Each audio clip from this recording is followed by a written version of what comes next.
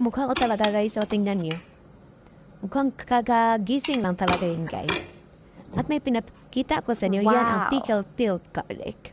Yung pickled peeled garlic guys ay maraming benepisyo sa ating katawan. Wow. Kaya ito ay ating kainin. Dahil ito ay maraming mga benepisyo. At ito ay madali lang siyang kainin, lalo na pickled peeled garlic.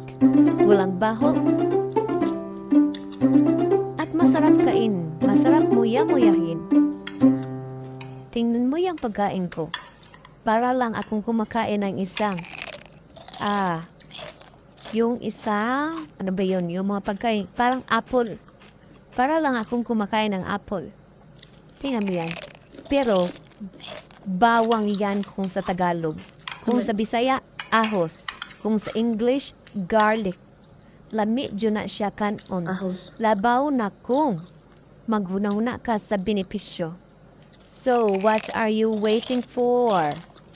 Try and eat pickled peeled garlic.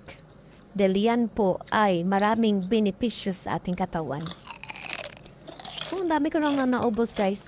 Pero hindi naman kailangan na marami yung kakainin mo sa isang araw. Maybe ano lang. 2 yung bilog na ahos, ganyan lang, or isang bilog.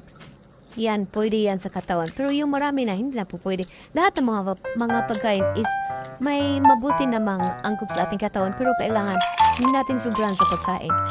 Kaya yun lang po masabi ko sa inyo, kumain kayo ng pickled peeled garlic para makakuha kayo ng maraming benepisyo para sa inyong katawan. Tingnan mo ayan oh. Napapagod ako magmuya kasi ang dami kong kinakain.